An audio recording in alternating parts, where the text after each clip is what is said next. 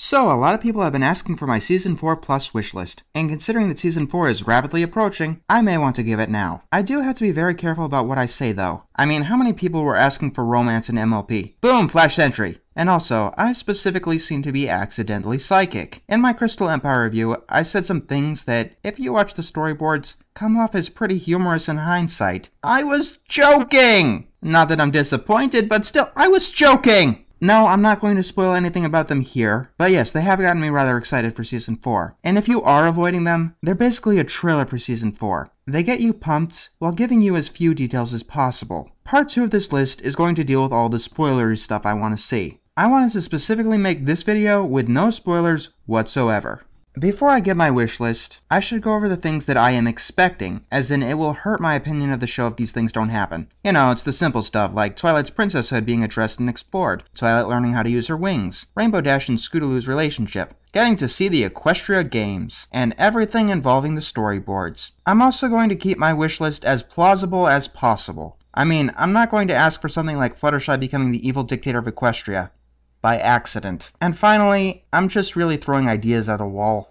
I often ask Megan McCarthy to write a Spike episode, because she obviously gets him. I mean, between Lesson Zero, the Crystal Empire, and Equestria Girls, she really knows how to write him. I'm actually surprised that she hasn't written a Spike episode yet, 3 seasons in. An idea? Well, I've always been a fan of Groundhog Day plots, and since Spike seems to be everyone's servant, he'd be the perfect candidate for one. Could be that Spike is having a bad day and accidentally screwing things up, more than usual. Twilight is busy doing princess stuff, I guess, and is extremely agitated at him, and that might be why Spike is screwing things up. By the end of the day, everyone is disappointed in Spike, so he just wants an opportunity to fix everything. MacGuffin spell, and he ends up repeating the same day over and over again. At first he thinks that all he has to do is get all of his screw-ups right, but even after he does that, he's still repeating the same day over and over. The Groundhog Day loop is only broken when Spike gets annoyed or defeated enough to the point where he stands up to Twilight. Twilight learns that she may have been taking Spike for granted, and Spike gives us the moral of the episode.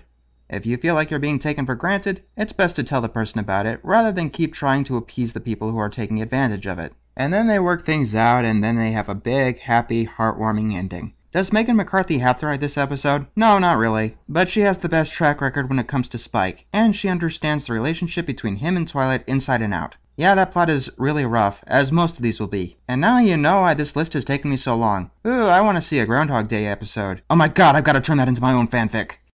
Now here's a strange wish. From what I've seen, Twilight does not seem to have a very high opinion of Pinkie Pie. In Griffin the Brush-Off, Twilight believes Gilda, someone she's never met before, over Pinkie. In Feeling Pinkie Keen, Twilight stubbornly refused to believe in Pinkie's pinky sense. In Baby Cakes, Twilight immediately assumes that Pinkie couldn't handle herself and had bitten off more than she could chew. In Mystery on the Friendship Express, she didn't even think that Pinkie was worth showing the clues, or even thinking that she would bite the cake. And I can go on and on and on. Now, Pinkie has a very good memory, so it makes me wonder, how long is it until she notices this pattern? Perhaps we can have an episode where Pinkie runs into a problem and goes to Twilight for help. Like in Baby Cakes, Twilight condescends to her, and for some reason or another, Pinkie finally calls her on it. It doesn't have to be anything like putting your hoof down, but I suppose it could be that episode done right. It could end up being a moral that once in a while you'll actually have to stand up to your friends. You know, it's really tempting for me to say that MLP should tackle any of my choices for an admirable animation. And you know what? Why not? I mean, just imagine one of the main 6 being shot into the future, and seeing their friendship has dissolved because of one of their absence or another horrible mistake. I think a story like that would fit perfectly in the show. But who would go into the future? Honestly, it could be any of them. Each story would be incredibly different, but they'd each be powerful.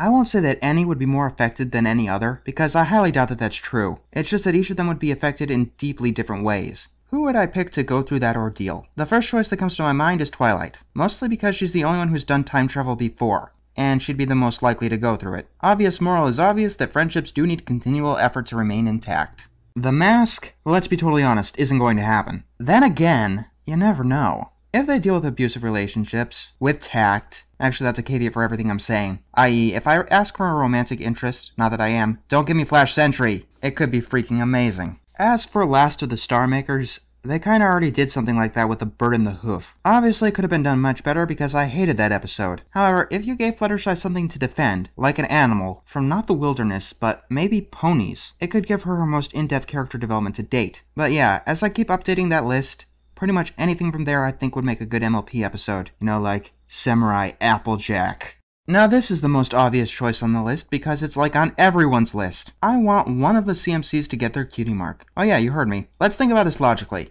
It's highly unlikely for all three of the CMC to get their cutie marks at the exact same time, although it has happened before, so anything goes. Which one do I think is most likely to get their cutie mark first? Well, if the showstoppers did actually reveal their talents, then Sweetie Belle, because stage fright is easier to get over than pure stupidity. Their lack of a cutie mark brought them together, so if only one of them gets it first, it'll really test the strength of their friendship. There are many ways to take this. The most obvious one is having yet another jealousy story, where the moral is that you shouldn't make others feel bad for their success or good fortune, but a better way to take it is that friendship is stronger than what simply brought you together. It could also take the other Crusaders to interesting places. The two that didn't get their cutie marks may face self-doubt. Maybe Diamond Tiara would try to turn the one who did get her cutie mark first against the other two. Now here's a really interesting one. I obviously do want each of them to get their cutie marks eventually, but each of them should get their cutie marks in different episodes. If the first episode in that arc is them learning that their friendship is stronger than what brought them together, the second episode is where only one of the three doesn't have their cutie marks. Now that might lead whoever that is to a bit of a depression. It could also be a very heartwarming episode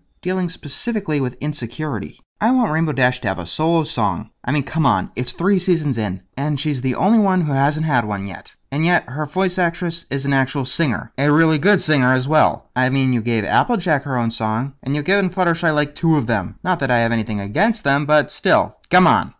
You see this map? You see this place right here? I want the main 6 to go there. Seems like an interesting place to visit. Might give us a horror-themed episode that pays homage to the Legend of Sleepy Hollow. There's obviously a ton of other places that they could go as well, not just inside Equestria. I mean, Saddle Arabia seems like a pretty interesting place to visit. I love desert-themed episodes. I would also like them to add more episodes that take place during seasons other than summer. It being winter, autumn, or spring doesn't even need to have anything to do with the episode. It could be there just for a nice change of scenery. Hell, you can even have more episodes take place on Nightmare Night or Hearthwarming Eve. No, not Hearts and Hooves Day. Never that one again. Never, ever, ever. In my Apple Family Reunion review, I said that plot, a character going to a family reunion, would be done better by any of the other main 6. So let's actually try it. If I could pick one of the main 6 to go to a reunion, it would have to be Fluttershy. Mostly because she's the only one of the main 6 whose family we haven't seen any of. The conflict? I don't know. Maybe Fluttershy became estranged from her family a long time ago for who knows why. Maybe they didn't treat her the best. Then you've got Rarity. We've already seen from just one appearance by her parents that Rarity has built her entire life to being entirely different than her family. So the conflict is already right there, right out in the open. The problem?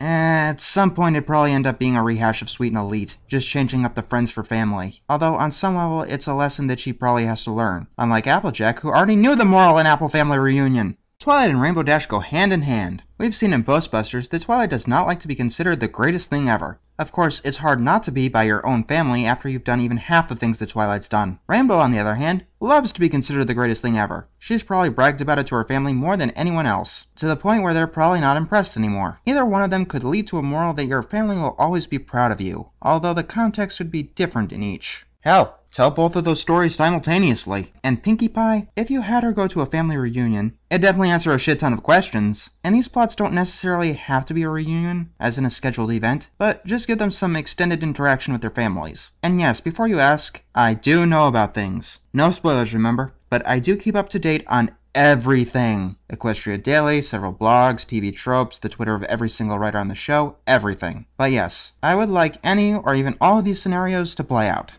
But what about Applejack?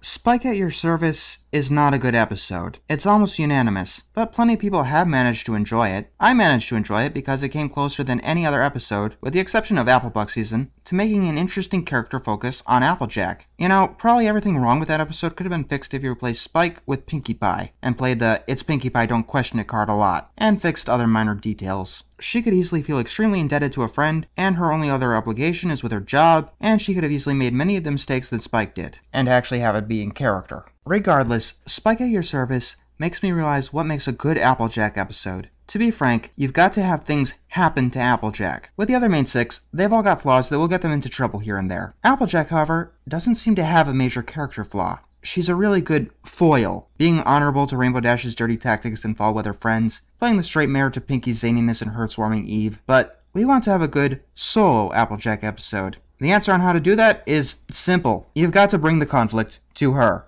Sort of like the super speedy Cider Squeezy 6000. Just don't make her or her family stupid. Here's the thing. Applejack is exactly where she wants to be in life. As in, she doesn't have any long-term ambitions. With no long-term ambitions or no character flaws, to make that kind of character interesting, you've got to put something she has value in at risk. The most obvious thing to put at risk is either her home or the health of one of her family members. Or her health. I don't know, an episode about Appleblossom getting sick and Applejack trying to keep her spirits up. Or one where Applejack gets sick or hurt and actually has to rely on others to do things for her. Or maybe their harvest wasn't good one year, and they have to start making some serious budget cuts. It doesn't have to be a heartbreaking tragedy. Applejack finds something like an anti-four-leaf clover that consistently gives her bad luck, and the episode is about trying to get rid of the curse by having her try methods that get increasingly ridiculous. Or you could just have her go crazy. That tends to work.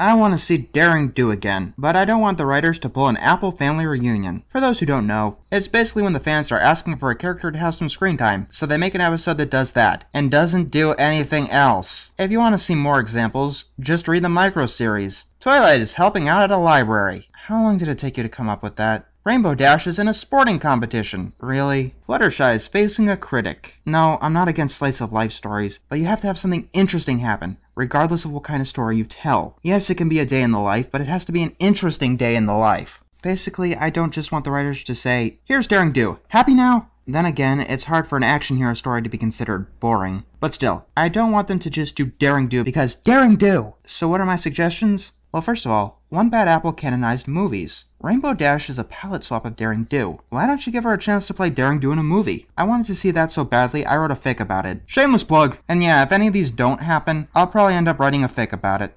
Obviously, at some point, they're going to have more fantasy creatures, and I can't wait for that to happen. If there's one thing that I'd really like to see, I know it's mundane, but I'd like to see a genie plot. Just one thing. If you do a genie story, for the love of all that is pony, do not end it on, I wish I'd never met you.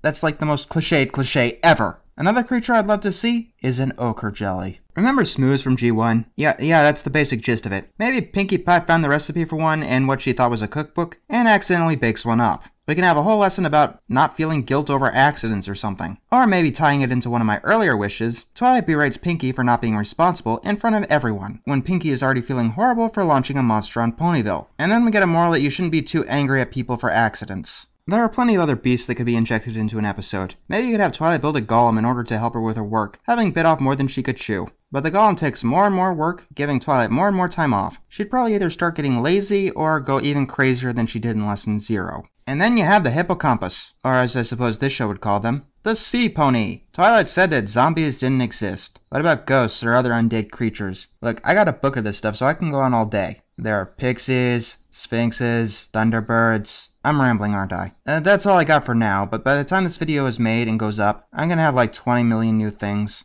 I'll probably maybe make at least one more of these videos, and in that one, I'm not holding back on the spoilers, so be warned. It's gonna be more of my predictions than my wish list.